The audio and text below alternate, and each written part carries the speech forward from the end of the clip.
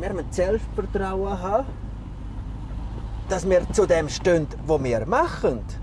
Und zu dem stehen, wo wir sind.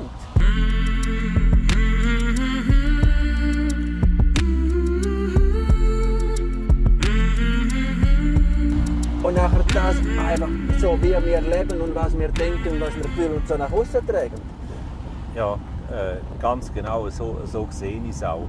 Und genau das Selbstvertrauen ist wahrscheinlich, solange der Tourismus eben boomt hat, dass wo der aufgekommen ist, ist das Selbstvertrauen, gerade bei den Berglern eben wahrscheinlich nicht so da gewesen. Ja. Die haben immer das Gefühl, ja, jetzt ist der Aufschwung und wir müssen einfach mitziehen mit dem, mitgehen. Und heute sehe ich das ein bisschen anders. Also, ja, wir müssen mit Selbstvertrauen unsere Arbeit machen, da an den Bergen. Und das probieren, den Leuten auch verständlich rüberzubringen. Dass es eben zum Beispiel, wenn wir die Hänge nicht mehr mähen, nicht mehr bewirtschaften, dass dann eben alles einwächst. Ja. Also, ja, wir fahren jetzt gerade da vorne jetzt vorbei an diesen Erlenstuden.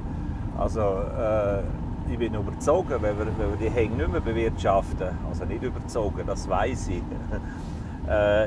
ist da in einem Jahrzehnt ist alles nur noch mit Erlen überwachsen. Ja. Die nehmen so überhand. Und dann haben wir weder Tourismus, weder Berglandwirtschaft, da ist so das Tal einfach tot danach. Ja. Wir haben ja Mutterkuhhaltung, wir produzieren nicht viel. Da produziert jede Kuh nur ein Kalb pro Jahr. Aber das Kalb ist vom ersten Tag weg unter der Kuh.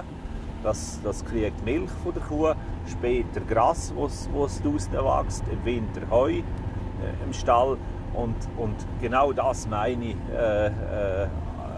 mit dieser Wertschöpfung, dass man das anerkennt über den Preis, aber nicht nur über den Preis, auch einem Respekt gegenüber der Berglandwirtschaft, also den Bauern, die da oben sind. Und die Qualität, die am Schluss eindeutig höher ist als etwas, das mit Mais und Soja aus Brasilien und Argentinien gemästet wird, das das Tier wieder nicht verträgt, durch das wieder Antibiotika braucht, was ja dann der grosse Industrielle dient, weil das Tier wächst mit Antibiotika schneller, oder? Ganz genau. Also,